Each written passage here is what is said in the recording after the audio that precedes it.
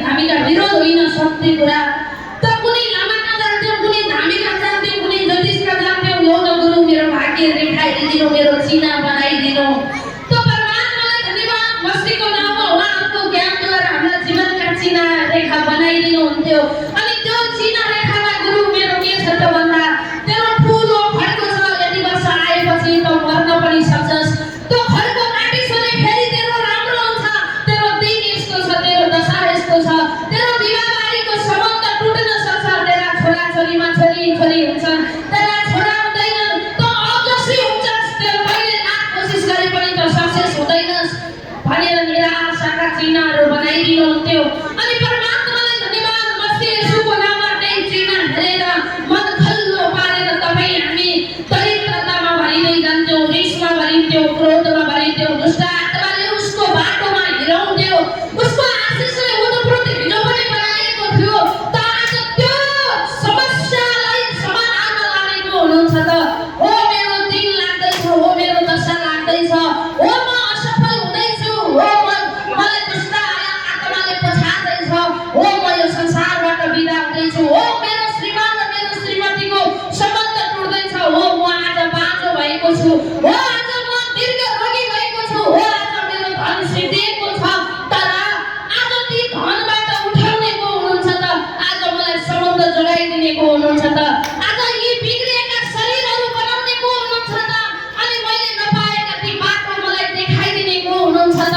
अनि मलाई जिउनको निम्ति सहायता गर्ने को हुनुहुन्छ भनेर खोजी गर्दै जाँदा एक मात्रै जगतको मालिक परमेश्वर हुनुहुन्छ, एक मात्रै सृष्टिकर्ता परमात्मा हुनुहुन्छ।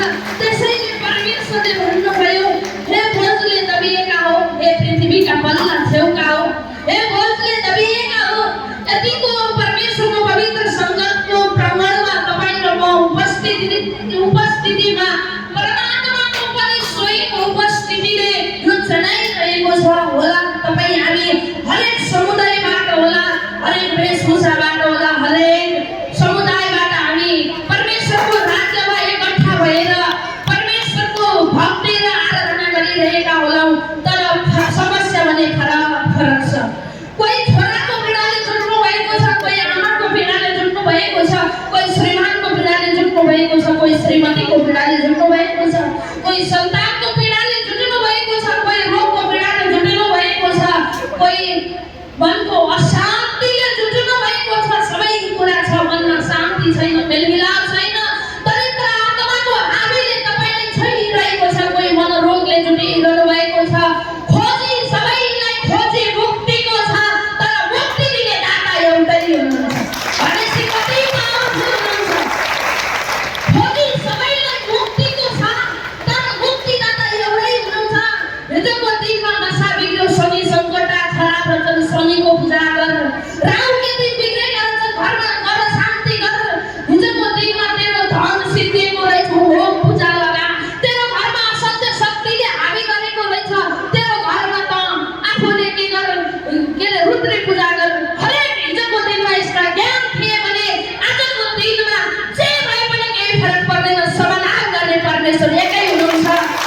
हो हिजोको दिनमा तेरा घर दशा बिग्रे, तेरो घरमा अशान्ति भए, तेरो घरमा कालो शक्ति रहेछ, घर बाँध्नुपर्छ भनेर कहिले शनिको गर्न लाउनुहुन्थ्यो, कहिले राहुको गर्न लाउनुहुन्थ्यो, कहिले घरकै कुल भन्नुहुन्थ्यो, घरकै इष्ट देवता भन्नुहुन्थ्यो। तर आज ईश्वर हुनुहुन्छ, तेरो घरमा कुनै पनि कालो शक्ति, तेरो शरीरमा कुनै रोग, तेरो घर परिवारमा कुनै द्वन्द्व, त अशक्त भएर बाँचेको छस्।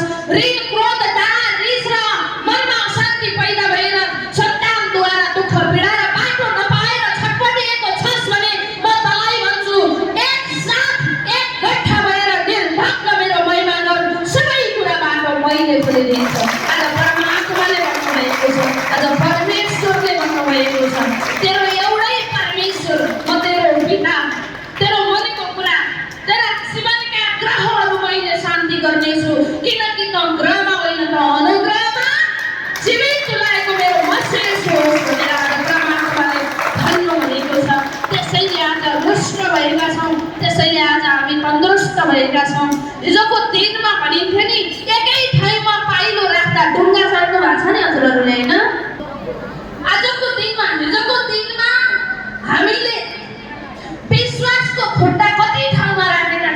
एकचोटि याद गर्नुहोस् त आशाका खुट्टाहरूलाई कतितिर फिजाएका थियौँ एकचोटि विश्वास गर्नुहोस् त एउटा ढुङ्गामा चढ्दा त दुईटा खुट्टा एउटैमा राखियो भने पार परिँदो रहेछ हिजोको दिनमा मङ्गल रिसाए मङ्गल गऱ्यौँ शनि रिसाए शनि गऱ्यौँ अर्को अशान्ति पैदा भयो त्यसैलाई बोलायौँ पितृकुल बिग्रिए त्यसका विधि विधान छुट्टै गऱ्यौँ त हिजोको दिनमा यो आशा यो मुक्तिको आशालाई कति ठाउँमा हामीले बाँडेका थियौँ त्यति नै पटक हामी पछाडिएका थियौँ आज मुक्तिको विश्वासलाई एक एक गरेर परमेश्वरमा लागि पऱ्यौँ आज मोक्ष प्राप्त कसले बनाउनु भयो परमात्माले बनाउनु भयो परमेश्वरले बनाउनु भयो त्यसैले त सत्य यही हो हजुर सत्य अलिकति तितो हुन्छ तर पचाउन सक्नुभयो भने यति धेरै मिठो हुन्छ यति धेरै मिठो हुन्छ आज आइया भनेर बसेकाहरूलाई त्यो तपाईँलाई आइया पार्ने शैतान तपाईँको विश्वास देखेर